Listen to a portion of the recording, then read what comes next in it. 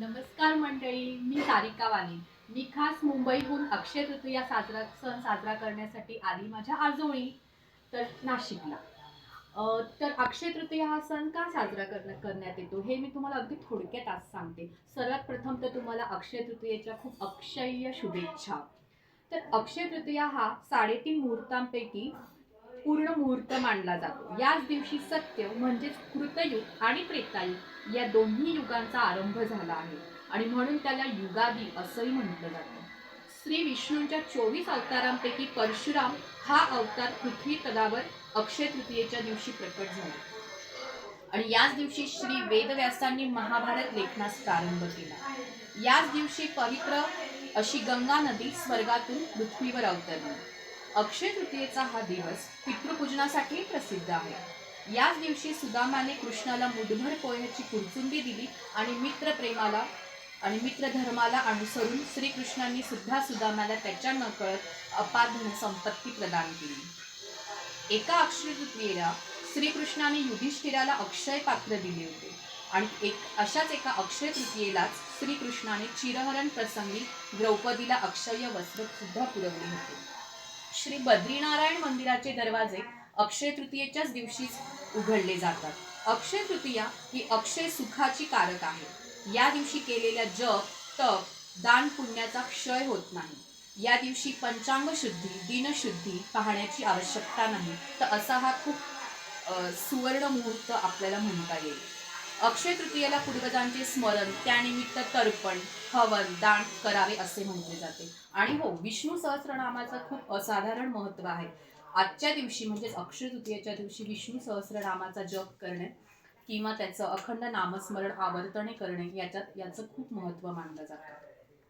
आणि हा बघा, माझ्या आजीबाबांनी हे साकारलेलं अक्षय देवघर आहे त्यांच्याच घरी. आणि आज अक्षय तृतीयेची आम्ही पूजा केली आहे. घागरीवर एक घागर आणि त्याच्यावर डांगर आणि फुलं माळांनी आम्ही असं हा सणानिमित्त सजवलेला आहे.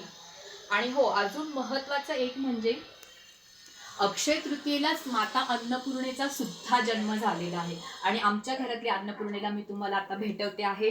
ह्या घरातली अन्नपूर्णा म्हणजेच अक्षय तृतीयेलाच अन्नपूर्णा मातेचा सुद्धा जन्म झालाय. आणि आज मी आता तुम्हाला भेटवते माझ्या आजोळच्या अन्नपूर्णा मातेला, म्हणजेच माझी सुगरण आजी. आजी ते बघ जरा, ही माझी आजी अतिशय सुंदर पुरणाची पोळी करते आणि साधी सुद्धी नाही, खापरावरची. आता मी तुम्हाला दाखवते एक झलक की खापरावरची पोळी कशी केली जाते. हाते पाते कामून घ्यावं, हाते पाते सासरे सुनाबाई हाते धरायला येते, आगो येते हात धरायला येते.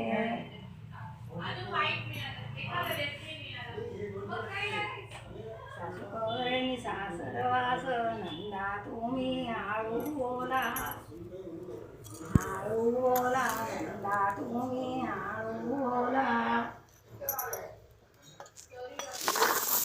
अंगावरी शेला कंठ बाहेरून आला, आवो आला कंठ बाहेरून आला.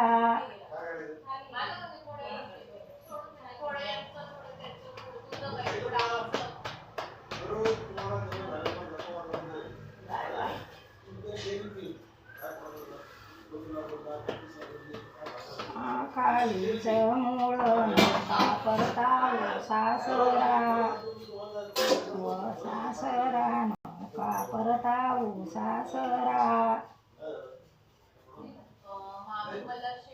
हा खाली सारखा सण तो नाही ना दुसरा, व दुसरा तो नाही ना दुसरा.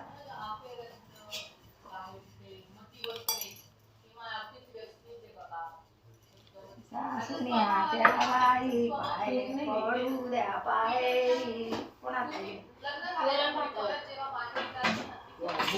माहिती ना.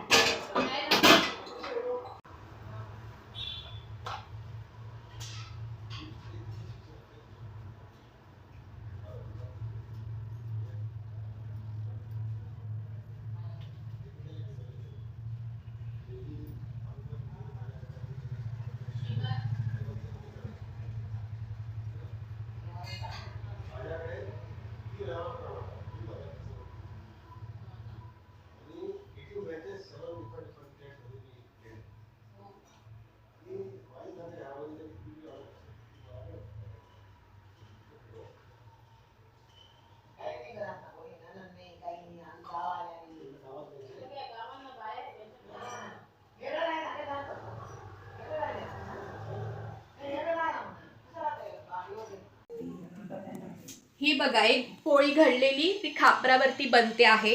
ही एक पोळी ऑलरेडी घडलेली आहे, तुम्ही बघू शकता किती सुंदर घडी घातलेली आहे आणि अतिशय मऊ अशी पोळी आहे. अजून नैवेद्य दाखवायचं आहे, नाही तर मला तर अगदी अनाव झाले की कधी मी हे पोळी घेते आणि तिचा आस्वाद घेते असं झालंय. पण अजून पोळ्या घडतायत आणि नैवेद्य पण दाखवायचा बाकी आहे.